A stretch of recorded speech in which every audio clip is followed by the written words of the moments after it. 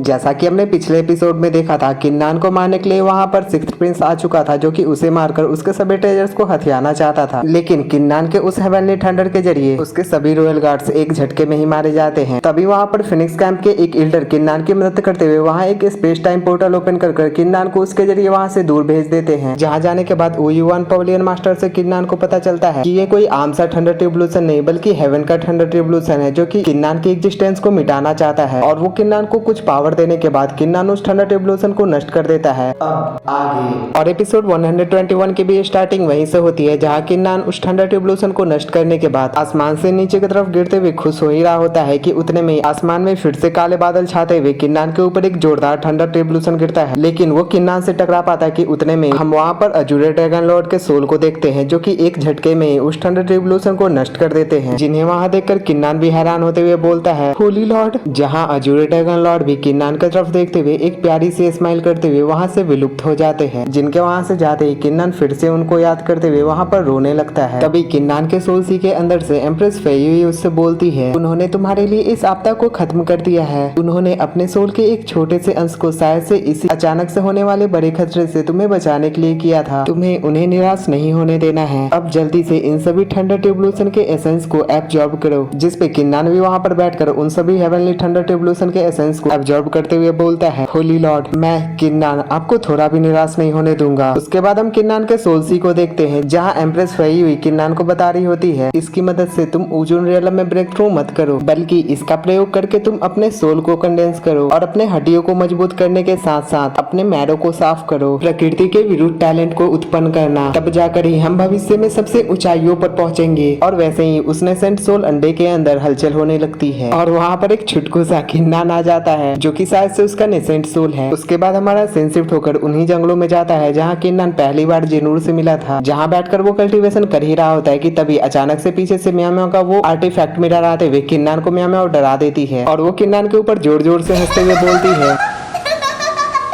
जाओ ना जी, तुम अब भी पहले की तरह उतने ही बड़े बेवकूफ हो। जिसपे किन्नान खुश होकर खड़े होते हुए उससे बोलता है, मैं तुम्हें देखकर बहुत ही ज्यादा ऊर्जावान महसूस करता हूँ। तुम्हें देखकर मुझे बहुत ही अच्छा लगता है और मैं राहत महसूस कर रहा हूँ। जिसपे तो प्रिंसेस में हमें शर्माते हुए किन्नान से बोलती है, जाओ ना जी, तुम भी आखिर अचानक से इन कैसे शब्दों का प्रयोग करने लगे। तभी वो किन्नान को देखते हुए बोलती है, वैसे तुम्हारी कल्टीवेशन लेवल तो। जिसपे तो किन्नान पूरे चौड़ में खुश होते हुए बोलता है, सोचो मैंने उस कांगलान हेवनली थंडर ट्रिब्यूलेशन के एसेंस का प्रयोग करके मैंने अपने सोल और हड्डियों को मजबूत करने के साथ साथ अपने मैरों को साफ किया, जिससे कि मैं एक टैलेंटेड पर्सन बन गया हूँ। हालांकि मैं अभी मार्शल एम्परर रियलम में हूँ, लेकिन इसके बावजूद कोई भी नॉर्मल मार्शल आर्टिस्ट मेरे सामने कुछ भी नहीं है। जिन सब बातों को सुनने के बाद प्रिंसेस म्याओ म्याओ किन्नान को शक भरी नजरों से देखते हुए बोलती है, लेकिन तुम्हें इन सब तरीकों के बारे में कैसे पता चला? जिन सब चीजों को तो ये प्रिंसेस भी नहीं जानती। जिसपे किन्नान ना जानने की एक्टिंग कर रहा होता है। जिसपे म्याओ म्याओ उसे घूरते हुए बोलती है, तुम कहीं मुझसे कोई सीक्रेट तो नहीं छुपा रहे हैं ना? जिसपे किन्नान तुरंत से बात बदलते हुए बोलता है, प्रिंसेस, मैंने तुम्हारे लिए एक बढ़िया सी वाइन की बोतल तैयार रखी है। जिसपे म्याओ म्याओ भी बोलती है, ठीक है, इन सब बातों के बारे में भूल जाओ। प्रिंसेस का इंतजार करो जब तक कि वो मिस मू को पूरी तरह ठीक नहीं कर देती। उसके बाद इससे कोई फर्क नहीं पड़ता कि वो नीदर एम्परर है या फिर कोई और। फिर वो वेंडा माउंटेन मेरे सामने एक चींटी के बराबर होगा। उसके बाद हम एक एक कर उन सभी से बदला लेंगे। वैसे तब तक के लिए जाओ ना जी, तुम्हें कहीं छिप कर रहना होगा जब तक कि ये प्रिंसेस तुम्हें खुद से नहीं ढूंढ लेती। और इस आइसोलेट मिरर को भी अपनी एनर्जी रिकवर करने की जरूरत है। अगर मैंने तुम्हें बाद में नहीं देखा तो तुम मर गए समझो। जो प्यार भरी धमकी देने के बाद प्रिंसेस वहाँ पर उदास हो जाती है और किन्नान भी वहाँ पर उदास होकर जैसे ही उस मिरर को टच करता है, वो मिरर वहाँ से गायब हो जाता है। उसके बाद किन्नान उसी फिनिक्स कैंप के टोकन को देखते हुए बोलता है, फिनिक्स कैंप जीवी कंट्री। और वैसे ही हमारा सीन शिफ्ट होकर उसी जीवी कंट्री के ऊपर जाता है, जहाँ हम किन्नान के एक वांटेड पोस्टर को लगे हुए देखते हैं। जिसे देखते हुए एक पर्सन बोल रहा होता है, ये बस एक युवांशी का ही ऑफर दे रहे हैं। ये लोग बहुत ही ज्यादा कंजूस है। और वहाँ से जाते हुए बोलता है, मेरी कीमत तो कम से कम 5 मिलियन टेल से कम होनी ही नहीं चाहिए। इसका मतलब ये पर्सन और कोई नहीं बल्कि अपना किन्नान है। और वो जैसे ही उस सिटी के अंदर जाने की कोशिश करता है, वहाँ के गार्ड उसे रोकते हुए बोलते हैं, रुक जाओ, तुम्हें 5 लियांग स्टोन इस सिटी के अंदर जाने के लिए देने होंगे। जिसपे किन्नान चौंकते हुए बोलता है, हाँ ये तो बहुत ही ज्यादा महंगा है। जिसपे वो गार्ड उससे बोलता है, अगर ये महंगा महंगा है तो तुम साइड में हट जाओ। जहाँ किन्नान साइड में जाकर सोचने के बाद आखिरकार अब स्टोरेज रिंग से वो एक स्टोन निकाल ही लेता है कि उतने में उसे एक पर्सन धक्का मारकर आगे की तरफ जाने लगता है, जिससे भी गार्ड वही स्टोन मांगते हैं। लेकिन वो वहाँ पर एक स्माइल करते हुए उसे साइड कर अंदर की तरफ जाने लगता है, जिसपे की गार्ड उसे रोकने की कोशिश करते हैं, लेकिन वो उन गार्ड्स के ऊपर हमला कर उसे काफी दूर फेंकते हुए बोलता है, तुम अंधे आदमी मुझे रोकने की कोशिश कर रहे हो। जिसपे वो दोनों गार्ड्स मिलकर उसके ऊपर हमला करने की कोशिश करते हैं, लेकिन वो काफी आसानी से एक अटैक में ही उन दोनों को काफी घायल करते हुए उन्हें एक बैच दिखाते हुए बोलता है, अपने कुत्तों की आंखें खोलो और इसे ध्यान से देखो कि आखिर ये क्या है। जो टोकन देखते ही वो दोनों गार्ड्स उसके सामने ग्रीट करते हुए बोलते हैं, आह सीनियर, हमें माफ कर दीजिएगा, हम थोड़े लापरवाह हो गए थे। मुझे आशा है कि आप हमें माफ कर दिए होंगे, तो प्लीज सीनियर आप सिटी के अंदर जाइए। जिस टोकन को देखते हुए किन्नान भी अपने मन में बोलता है, ये तो व्हाइट टाइगर ऑर्डर है, तो क्या मेरा फिनिक्स ऑर्डर भी इसके अंदर जाने के लिए काम कर सकता है। जिस सब हरकतों को काफी दूर से एक पर्सन देख रहा होता है, तभी वही व्हाइट टाइगर वाला पर्सन वहाँ पर जोर जोर से हंसते हुए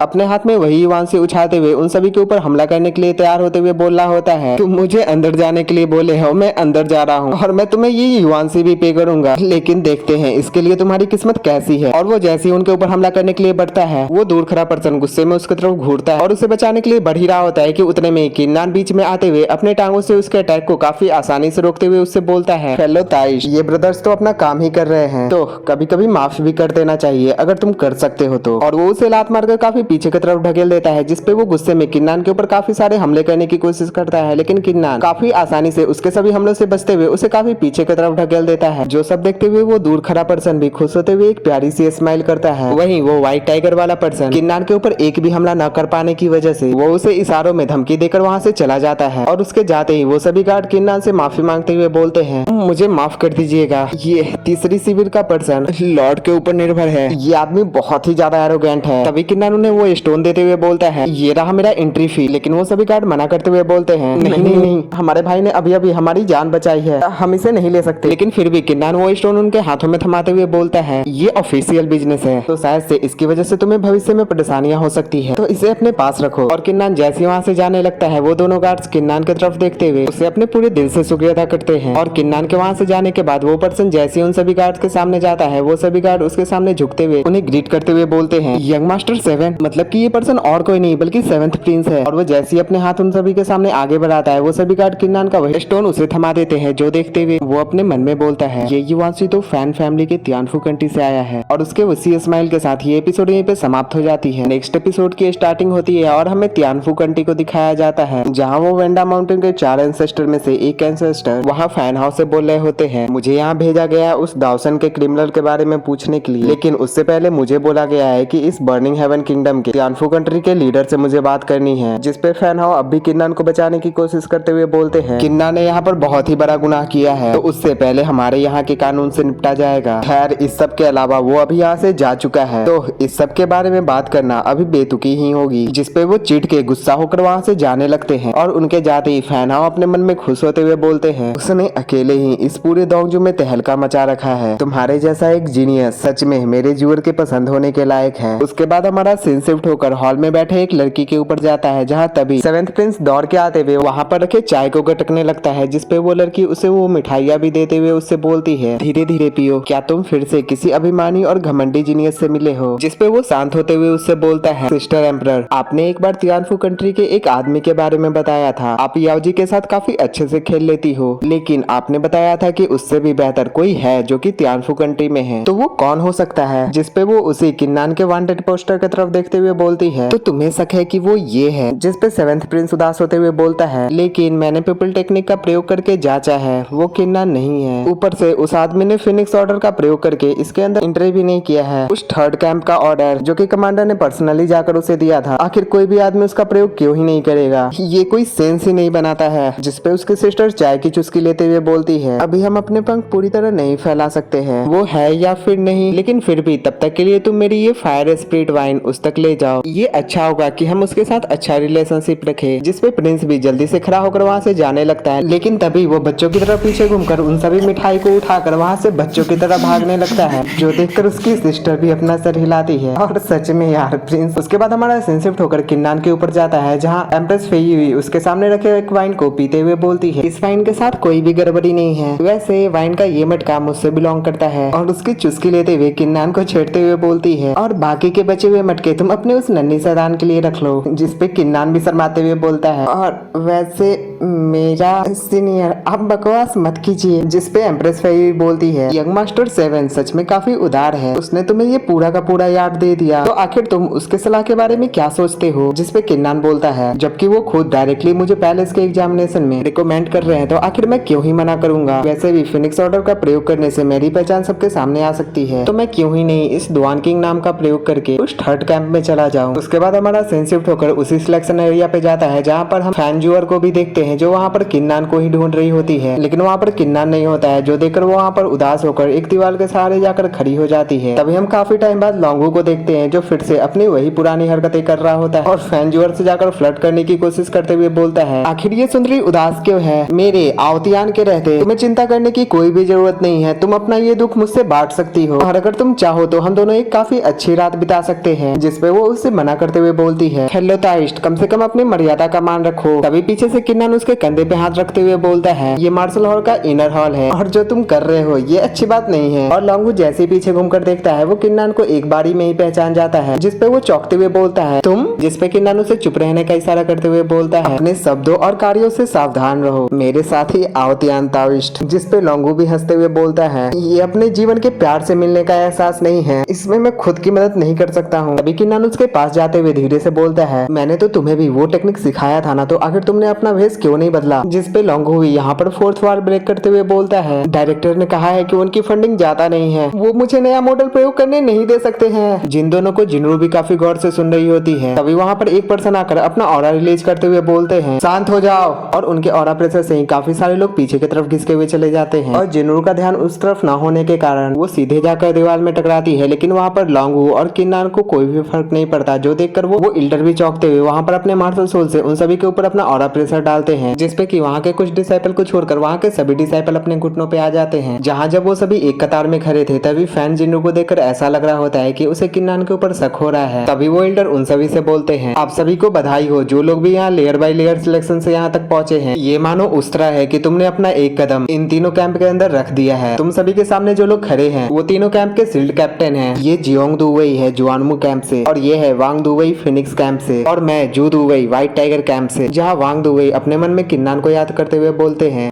दुर्भाग्य से यहाँ पर किन्नान नहीं आया। और फिर से हम जिनूर को ही देखते हैं, जो किन्नान को अपने शक भरी निगाहों से देख रही होती है। तभी सुदुवई वहाँ पर सभी को बताते हैं, तुम सभी को यहाँ के सभी जनरेशन के एंसेस्टर के प्रेशर के अंदर रखा जाए, जो प्रेशर धीरे धीरे और भी ज्यादा स्ट्रॉन्गर होती जाएगी, जब तक कि अंतिम पर्सन गिर नहीं जाता। लेकिन तभी वो आगे की तरफ बढ़ते हुए बोलते हैं, जो भी अंतिम पर्सन अगर तुम व्हाइट टाइगर कैंप में ज्वाइन होना चुनते हो, तो उसे जनरल मास्टर जियाओहरी बाई हूँ, भाई नाम ही ऐसा है, हो सके तो मैं डायरेक्ट इन्हें मास्टर बाई बोलूंगा, तो उसे general master by personally guide करेंगे। जिसपे अपर वर्ल्ड के सभी डिसाइपल चौंकते हुए बोलते हैं, क्या जनरल मास्टर खुद उसे गाइड करेंगे, ये ट्रीटमेंट तो सच में काफी अच्छा है। तभी वहाँ का दरवाजा खुलते हुए वहाँ पर अनाउंस होता है, 7th प्रिंस यहाँ पर पधार रहे हैं। जिनके वहाँ आते ही वो सभी डिसाइपल उनके लिए रास्ता छोड़ते हुए उन्हें काफी हैरान होते हुए देख रहे होते हैं। जहाँ वो तीनों कैप्टन में उन्हें ग्रीट करते हुए बोलते हैं, योर हाइनेस, आपका यहाँ पर स्वागत है। जिसपे 7th प्रिंस 6th प्रिंस की तरह न होते हुए वो भी उन्हें ग्रीट करते हुए बोलते हैं, मैं यहाँ पर बस इन चीजों का आनंद लेने आया हूँ, तो समय को व्यर्थ करने की कोई आवश्यकता नहीं। जहाँ उनके साइड में जाकर खड़े होते ही कैप्टन जू वहाँ के एक एंसेस्टर का प्रेशर उन सभी डिसाइपल के ऊपर डालने लगते हैं, जिससे कि काफी सारे डिसाइपल वहाँ पर हिल भी नहीं पा रहे होते। इवन कि वो वहाँ पर अपने मार्शल सोल को बाहर निकालकर उसके जरिए वहाँ पर खड़े होते हैं। लेकिन वहाँ पर किन्नान काफी चिल मोड में पीछे की तरफ आराम से घूमते हुए उन सभी को देखते हुए बोलता है, 9th ग्रेड जुआन मार्शल सोल, 1st ग्रेड ध्यान मार्शल सोल, 3rd ग्रेड। जहाँ पर तो कुछ डिसाइपल उस प्रेशर के अंदर बेहोशी हो जाते हैं। जिसपे जुआनमू कैंप के कैप्टन हंसते हुए उन सभी को वहाँ से उठाकर ले जाते हुए बोलते हैं, कोई बात नहीं, तुम सभी लोग मेरे जुआनमू कैंप के अंदर भरे जाने वाले हो। और वो वहाँ पर उन सभी को काफी आसानी से अपने कंधे और हाथ में लाद कर वहाँ से ले जाते हैं। तभी वहाँ का प्रेशर और भी ज्यादा बढ़ जाता है, जहाँ पर 4 लोगों को छोड़कर वहाँ के सभी डिसाइपल उस प्रेशर से बाहर हो जाते हैं। जिन 4 लोगों में और कोई नहीं बल्कि किन्नान, लॉन्गहू, जिनरू और उस व्हाइट टाइगर कैंप वाला पर्सन होता है। जिन चारों को देखकर वहाँ के एक कैप्टन बोलते हैं, ये बिल्कुल भी बुरा नहीं है, वहाँ के उन तीनों लोगों को छोड़कर ये 4 लोग अब भी इस प्रेशर के अंदर खड़े हैं, ये सच में पिछले साल से भी बेहतर है। और उनके ये बोलते ही ये एपिसोड यहीं पे समाप्त हो जाती है। अगर आपको ये वीडियो थोड़ा भी पसंद आया हो तो प्लीज वीडियो को लाइक कर देना, चैनल को सब्सक्राइब करके बेल नोटिफिकेशन ऑल पे सिलेक्ट कर देना और एक प्यारा सा कमेंट कर देना। राधे राधे।